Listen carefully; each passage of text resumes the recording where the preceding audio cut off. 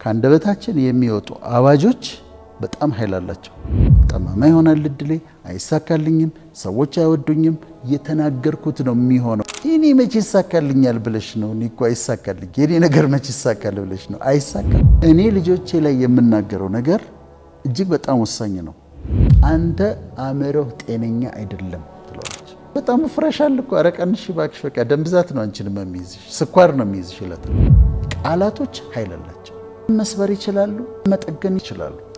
ከአንደበት የሚወጡ የጥላቻ ቃላት ደግሞ እንደዛ ማበላሸት ይችላሉ። አእምሮ ውስጥ ያለ ሀሳብ ኢነርጂ ነው።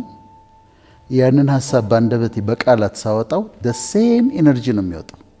ኔጌቲቭ ኢነርጂ ሊሆን ይችላል፣ በአንደበቴ ይወጣል። ፖዚቲቭ ኢነርጂ ሊሆን ይችላል፣ በአንደበቴ ይወጣል። ኃይል አለው። እኔ አሁን ዘመዶች እሰማለሁ። ዘመድ ይመጣል፣ አክስት አጎት ይመጣል። አክስት አጎት ይመጣና እንዴ አንቺ እናትሽ ቆንጆ፣ አባትሽ ቆንጆ፣ እህቶችሽ ቆንጆ፣ አንቺ እንዴት ነው ፉንጋ የሆንሽው ይሏታል። በመጡ ቁጥር አክስትየው ይሄንን ይሏታል። ትስቃለች። እሷ ግን የሚያመጣባት ተጽዕኖ ግን ቀላል አይደለም። እኔ የምለው አባትህ ረጅም፣ እናትህ ረጅም፣ ወንድሞችህ ረጅም፣ አንተን ምንድነው እንደዚህ ያሳጠረህ ይለዋል። አጎትየው መጥቶ ምን እያደረገ እንደሆነ አያውቅም። እንዴት እየጎዳው እንደሆነ ሰልፍ ኮንፊደንሱን፣ የወደፊት ሰልፍ ኮንፊደንሱን እንዴት እየገደለው እንደሆነ አያውቅም። ጭንቅላት ውስጥ ይሄ ልጅ ስቆ ግን ሳብኮንሽስሊ በቃ ኮንፊደንስ እንዲያጣ ነው የሚሆነው። በልጆች ብቻ አይደለም፣ ትዳር ጓደኞች። እኔ የማውቀውን ነገር ልንገርሽ፣ በደንብ ማውቃቸው ቤተሰቦች ናቸው። እና ሲጣሉ ሁል ጊዜ ሚስት ምን ትለዋለች? አንተ አእምሮህ ጤነኛ አይደለም ትለዋለች። በተጣሉ ቁጥር ነው የምትለው። አእምሮ እኔ እኮ ነግሬሃለሁ፣ አንተ እኮ እብድ ነህ፣ አእምሮህ ጤነኛ አይደለም። ደጋግማ ነው የምትለው። አንተ እብድ ነህ፣ አእምሮህ ጤና አይደለም፣ ነግሬሃለሁ እኔ። ጠንክራ ነው ደግሞ የምትለው። በኋላ ምን ሆነ? አእምሮን ታመመ። ባልየው አእምሮን ታመመ። አማኑኤል ገባ። ሺቶልዲም ደጋግማ ነው የነገረችው። አንተ እብድ ነህ ብላ፣ አንተ አእምሮ በሽተኛ ነህ እያለ ደጋግማ ነግረዋለች። ታመመ ሰውዬው። አክቹዋሊ ቆይቶ ሞተ ራሱ። ቃላት ይገላሉ። ቃላት የአእምሮ በሽታ ያመጣሉ። ቃላት እስከ ሞት ድረስ ያደርሳሉ። እኔ ይሄንን ስቶሪ በደንብ ነው የማውቀው፣ ምክንያቱም ልጁን አውቀዋለሁ። ልጁን በደንብ አውቀው ነበር እና ሲታመም ሁሉ አገኘው ምናምን ብለውኝ ውጭ ነበርኩኝ፣ ላገኘው አልቻልኩም። ግን ደጋግማ ነግራው ነው። ሚስቱ ወፍራ እንግዲህ ልጆች ወልዳ ነው የወፈረችው አይደል? የራሱ ልጆች እኮ በማህፀኗ ተሸክማ ነው የወለደች። ኧረ እባክሽ አንቺ ቀንሺ ይላታል ደጋግሞ። ኧረ እባክሽ ቀንሺ፣ ደም ብዛት ነው የሚይዝሽ፣ ስኳር ነው የሚይዝሽ ይላታል። በየጊዜው ቀልድም እየመሰለው መጫወታም እየመሰለው አንቺ በጣም ፍረሻል እኮ፣ ኧረ ቀንሺ እባክሽ፣ በቃ ደም ብዛት ነው አንቺንም የሚይዝሽ፣ ስኳር ነው የሚይዝሽ ይላታል። ከተወሰነ ዓመት በኋላ ደም ብዛት አላት፣ ስኳር አላት። ባሏ የሚናገረው ነው። ደጋግሞ የነገራት ነው። ኃይል አለው። አንድ ልጅ እኔ የማውቀው ሌላ ሰው አንድ ጊዜ የኮሌጅ ተማሪ ሆኖ አንዲት ልጅን ለፍቅር ጥያቄ ጠየቃት። ከዛ አንደኛ በጣም አዋረደችው። ከዛ ከጓደኞቿ ጋር ከሴቶች ጋር ሆነው ደግሞ በጣም ሳቁበት። መልካም ደስ የሚል ሰው ነው። ሳቁበት፣ አሾፉበት፣ ተናገሩት። አንተ እኮ እንዲህ ነህ አሉት ምናምን። ሰውየው አሁን 65 ዓመቱ ነው። ሚስት አላገባም። ሴት ለፍቅር ጥያቄ መጠየቅ ሞቱ ነው፣ ጭንቀቱ ነው። ምንድን ነው የሆነው? እዛ ጋር ዩኒቨርሲቲ መጀመሪያ ዓመት ተማሪ ሆኖ የሞከራት ሴት፣ የፍቅር ጥያቄ ያቀረበችለት ሴት የተናገረችው ቃላቶች፣ ከዛ ባገኙት ቁጥር ደግሞ በግሩፕ ሆነው ሴቶቹ እሱን የተናገሩት ቃል አድርጎበት አሁን ሴትን ለፍቅር ጓደኝነት ለመጠየቅ አይችልም። 65 ዓመቱ ላይ ሆኖታል።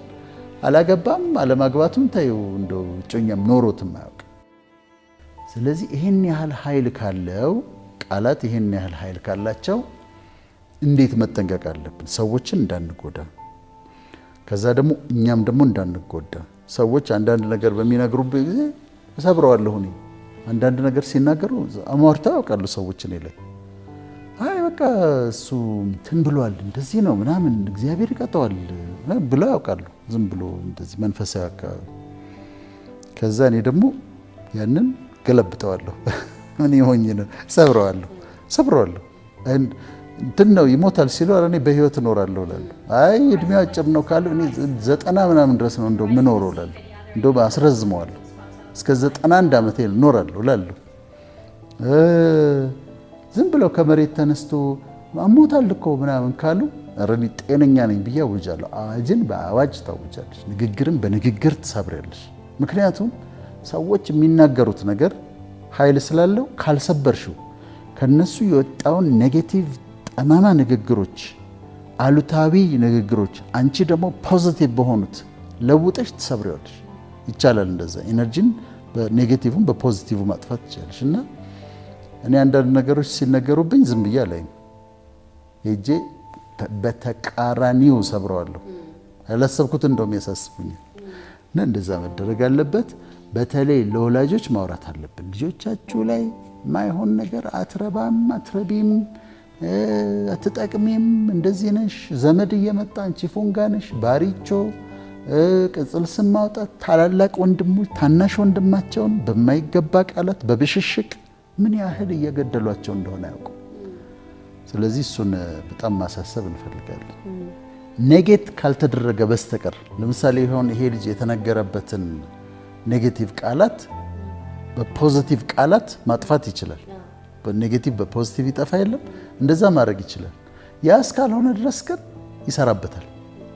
ያን ለዛ ነው ኃይል ስለሆነ ቃላት ኃይል ስላላቸው ሄደው ያለማሉ የሰውን ሕይወት ሄደው ደግሞ ሊያጠወልጉ ይችላሉ።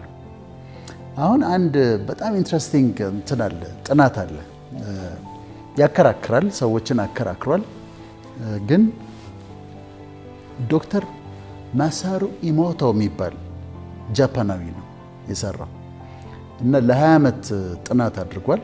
ለ20 ዓመት ውሃ ላይ ያጠና ነው። ከንጹህ ውሃ የወስድና በረዶ ያደርግና በዳርክ ፊልድ ማይክሮስኮፕ ያያል፣ ክሪስታሎችን ያያል፣ የሚሰሩ ክሪስታሎችን ያያል። ከቆሸሸ ውሃ ደግሞ ይወስድና አሁንም በማይክሮስኮፕ በረዶ ያደርግና ከዛ በኋላ በማይክሮስኮፕ ያያል። በኋላ the hidden message in water የሚል መጽሐፍ ጻፈ። ውሃ ውስጥ ያለ ስውር መልእክት ብሎ መጽሐፍ ጻፈ እና የኒውዮርክ ታይምስ ቤስት ሴለር ነበር። በጣም የተሸጠ መጽሐፍ ነው። እሱ ምንድን ነው ያለው? የሰራው ጥናት መጀመሪያ ውሃው አለ፣ ውሃውን ያስቀምጥና ሙዚቃ ይከፍታል። ለምሳሌ ክላሲካል ሚውዚክ ይከፍታል፣ የሞዛርት ምናምን አይነት ሙዚቃ ይከፍታል እዚኛው ውሃ ላይ።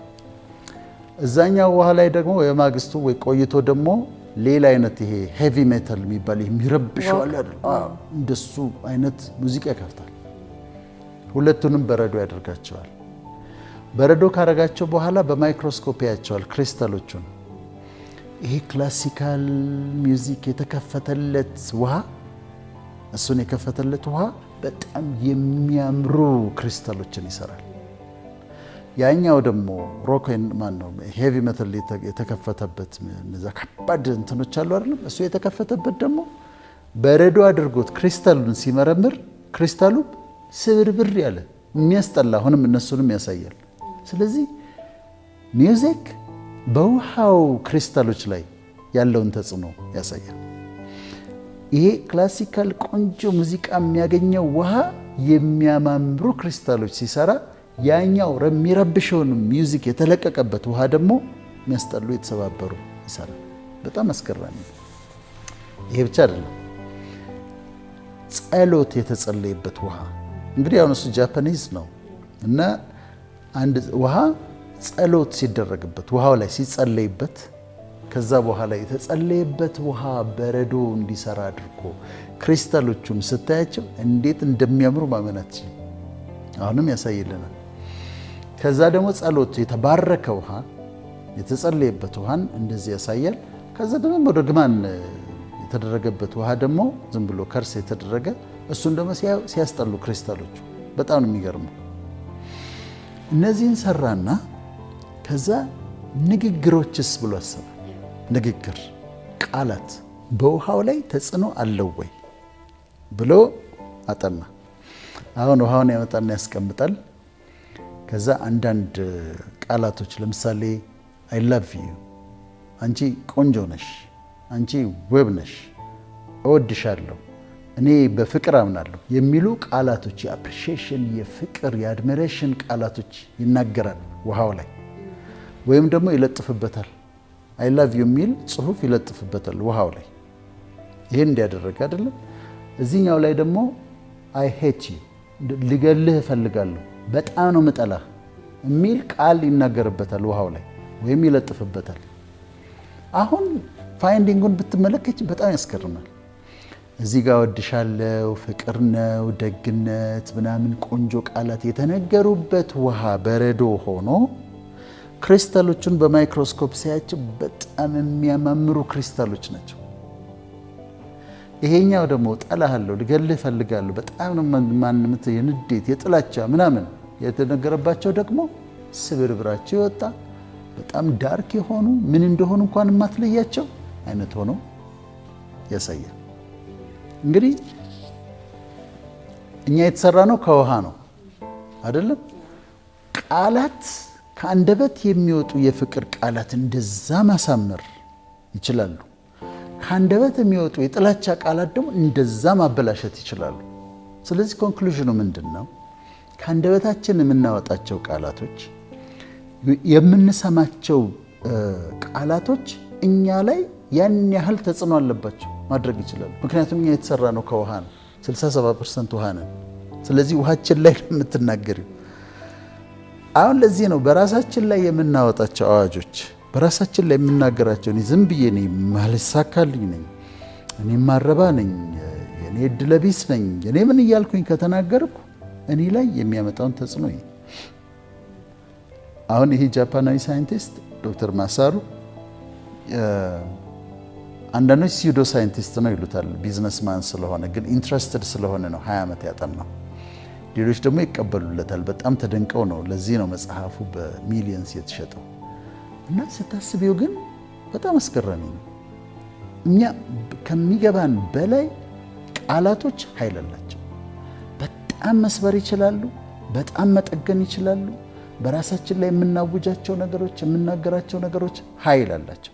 በጣም ከመጠን በላይ ኃይል አላቸው። እና ዛሬ ማድረግ የምንፈልገው ምንድን ነው? የምናውጃቸው አዋጆች እንዲስተካከሉ በራሳችን በልጆቻችን ላይ። ወላጆች ልጆቻቸው ላይ የሚናገሩት ነገር የልጆቻቸውን ሕይወት የሚወስን ሊሆን ይችላል። ኮንፌስ የምናደርገው ዲክሌር የምናደርገው በልጆቻችን ላይ የምናውጀው ነገር፣ በራሳችንም ላይ የምናውጃቸው ነገሮች የአንድ ጊዜ ሳይሆኑ የላይፍ ታይም ኮንሲኩዌንስ የህይወት ዘመን ውጤት አላቸው። አሁን አንዱን እንደ ምሳሌ ላንሳልሽ። ቶማስ ኤዲሰንን ታውቂዋለሽ? ቶማስ ኤዲሰን ከ1847 እስከ 1931 የኖረ ሰው ነው።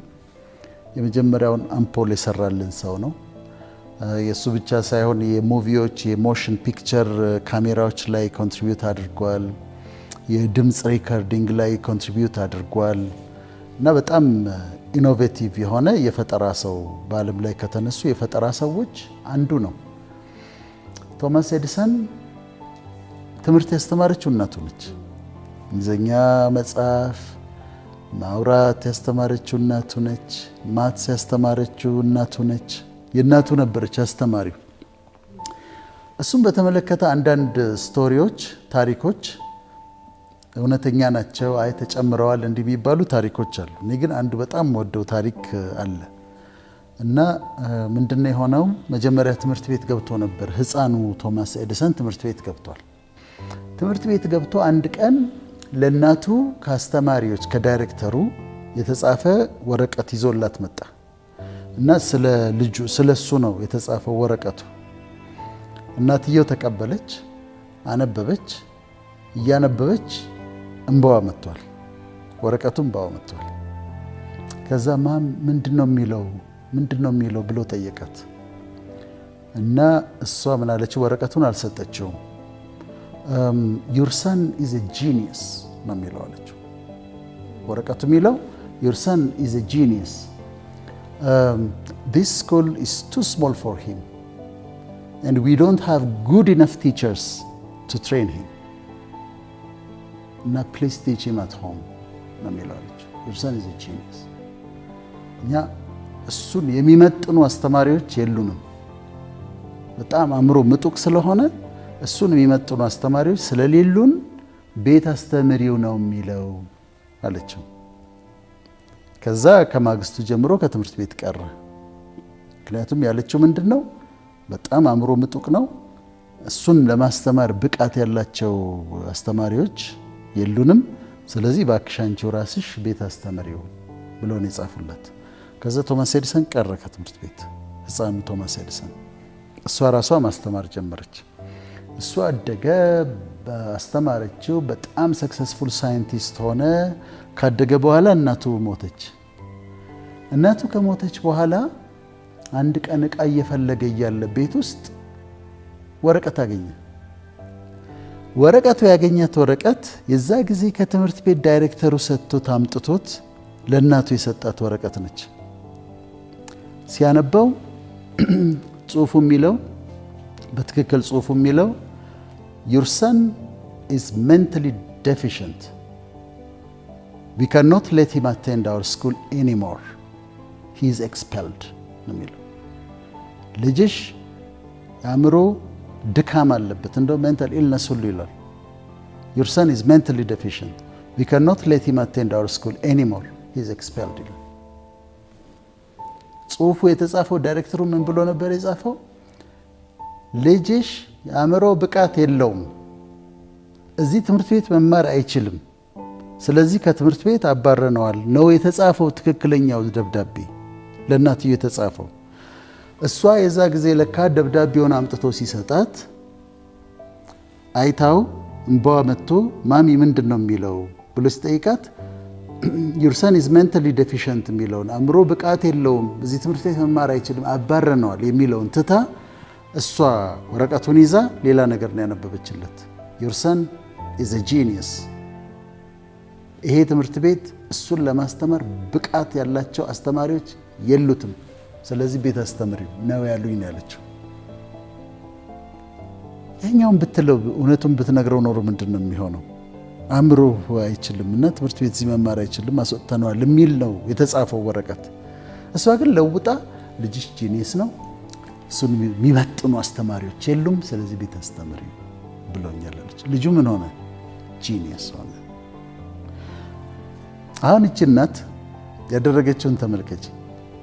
እዛ ጋር የመጣውን ኔጌቲቭ የሆነ ልጇን ሊገድል የሚችል ዲስትሮይ ሊያደርገው የሚችለውን ነገር ትታ እሱ ያመነችበትን የነገረችው የኔ ልጅ ጂኒየስ ነው፣ እሱን ለማስተማር ብቁ የሆኑ አስተማሪዎች የሉም ነው የተባለው ብላ ነው የነገረችው። የሰማችው ልጁ ቶማስ ኤዲሰን ህፃኑ አመናት፣ የሰማውን አመነ። ስለዚህ እኔ ጂኒየስ ነኝ ማለት ነው። አስተማሪዎች ማስተማር እስከማይችሉ ድረስ ብቁ አስተማሪ እስከማይገኝልኝ ድረስ እኔ ጂኒየስ ነኝ ማለት ነው አለ። ጂኒየስ ሆነ። ያኛውን ብታነብለት ስኖሩ በቃው ነበር። እንኳን ሳይንቲስት ሊሆን እንኳን ይሄ ሁሉ ፈጠራ ሊያደርግ አይሆንም ነበር። እሷ ግን ዲክሌር ነው ያደረገችው ልጇ ላይ አንተ ጂኒየስ ነህ፣ አእምሮ ምጡቅ ነው፣ አስተማሪዎች ሊያስተምሩ እንኳን አይችሉም፣ ለዚህ ነው ቤት የምትማረው ብላ አዋጅ ነው የተናገረችበት። ልጁ ጂኒየስ ሆነ፣ ሳይንቲስት ሆነ። ልክ እንደዚህ እሱ እንግዲህ እሷ እናት ነች ያስተማረችው። ከዛ ይሄን ሲፈጥርልን ያን ሲፈጥርልን ኢኖቬቲቭ ሆኖ መጨረሻ ላይ ደብዳቤውን ሲያገኘው ሌላ ነው የተባለው። እና እንዴት አይነት እናት ነች ታያለሽ። ልክ እንደዚሁ አዋጅ ከአንደበት የሚወጣ አሁን እሷ ልጇ ላይ ነው ያወጀችው። ከአንደበታችን የሚወጡ አዋጆች በጣም ኃይል አላቸው። ለምሳሌ በእኛ አገር ሰዎች በራሳቸው ላይ የሚያውጇቸው አዋጆች አሉ። እኔ እድለቢስ ነኝ ትላለች። እኔ እድለቢስ ነኝ ደጋግማ ነው ይሄን የምትለው አንዷ። እኔ ገድ የለኝም ገደቢስ ነኝ። እኔ እግሬ እርጥብ አይደለም እኮ በቃ የሚሄድበት እኮ ነው የሚበላሸው። እኔ እግሬ እኮ እርጥብ አይደለም። ያኛው ደግሞ እኔ ሰው አይወደኝም እኮ ሰው አይወደኝም፣ በፍጹም ሰው አይወደኝም ይላል። ሰው አይወደኝም። እኔ መቼ ይሳካልኛል ብለሽ ነው? እኔ እኮ አይሳካልኝ፣ የኔ ነገር መቼ ይሳካል ብለሽ ነው? አይሳካም፣ በፍጹም አይሳካም። ለኔ ሲሆን ነገር ሁሉ ይጠማል እኮ። ሁሉ ጊዜ ነው እኮ ነገር የሚጠመው። ለኔ ሲሆን ሁሌ ነገር እንደጠመመብኝ ነው ይላሉ። ከዛ ምን ይሆናል? እውነትም ገደቢስ ትሆናለች፣ እውነትም እድለቢስ ትሆናለች፣ እውነትም ሰው አይወደውም፣ እውነትም አይሳካለትም፣ እውነትም ነገር ይጣመብበታል። ማን ይሄን ያወጀበት? ራሱ በአንደበታችን የምንናገረው ነገር፣ አምነን የምንናገረው ነገር፣ በተለይ በልባችን አምነን የምንናገረው ነገር በህይወታችን አፌክት ያደርገናል። እኔ እድለቢስ ነኝ፣ እኔ አይሳካልኝም፣ እኔ ሰው አይወደኝም፣ እኔ ጠማማ ነው እድሌ፣ እኔ ማይሆን ምል ከሆነ ጠማማ ይሆናል እድሌ፣ አይሳካልኝም፣ ሰዎች አይወዱኝም፣ የተናገርኩት ነው የሚሆነው። ይሄ ድል በደንብ ማወቅ አለብን። በልጆቻችንም ላይ የምንናገረው ነገር እንደዛው ነው። በራሳችን ላይ እንናገራለን። አይሽ ፍቅር፣ ወላጆች ልጆች ላይ ስልጣን አላቸው ከፈጣሪ የተሰጠ። እኔ ልጆቼ ላይ የምናገረው ነገር እጅግ በጣም ወሳኝ ነው። እንደ አባት በልጆቼ ላይ የምናገረው ነገር በጣም ወሳኝ ነው። ልጆቻችን ምን እንላለን? ሰዎች ምን ይላሉ? ይሄ በስልጣኑን የምታየው መቼ መሰለሽ? እናት ያዘነችበት ልጅ አይተሽ ታውቂያለሽ? እናቱን ሲያስለቅስ ያደገ ሲያድግ በጣም ከባድ ነው የሚሆነው። በስቃዩን ነው የሚያየው። እኔ በህይወት ዘመን አይቻለሁ። እናት ያለቀሰችባቸው ሰዎች ትላልቅ ከሆኑ በኋላ ዘመናቸው በስቃይ ነው የሚያልፈው። እናት አትዘን እና እናት በተለይ አልቅሳ ከረገመችውማ በጣም ከባድ ነው። ስልጣን አላት፣ የመባረክ የመርገም ስልጣን አላት እናት። እና በትክክለኛው መንገድ ማለት ነው። አሁን ልጁን ይሄ አይረባም፣ ይሄ እኮ የሚረባ አይደለም ይላል አባት። ይሄ የሚረባ እኮ አይደለም፣ የነ ከሌ ልጅ አታይም፣ ይሄ እኮ አይረባም ይለዋል፣ ይናገርበታል፣ ያውጅበታል። አትረባም ብሎ አዋጅ ያውጅበታል። ታያት እባክሽ፣ እሷ ከንቱ ነች፣ እቺ እኮ ከንቱ ነች፣ እኔ እናንተና ልጆች ተመልከች፣ እናንተና ይቺማ ከንቱ ማትረባ ነች ይላሉ። ከንቱነትን ታውጅባታለች እናቷ። ያንተን መጨረሻህን ባሳይ ምን ይሆን የምትሆነው? እንደው አንተ ምን ይሆን የምትሆነው አንተ እንደ አንተ መጨረሻ ባሳይ ይሏቸዋል ልጆቻቸውን። በጣም ከባድ ነው።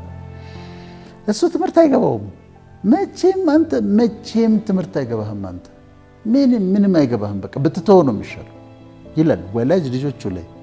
በኃይል ዴንጀረስ ነው። ከዛ ማለት እሱ ደንቆሮ ነው ይላሉ። እነዚህ በልጆች ላይ የታወጁ አዋጆች ናቸው። ይሰራሉ። አባት ሲናገራቸው ይሰራሉ።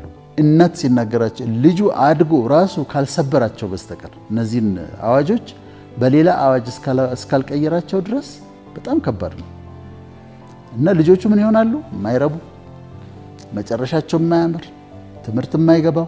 አባትየው ያለው ነገር ልጁ ላይ ይሆናል። እናትየው ያለችው ነገር ልጇ ላይ ይሆናል። ስለዚህ ከአንደበታቸው የሚያወጡትና የሚያውጁት ነገር በጣም ወሳኝ ነው።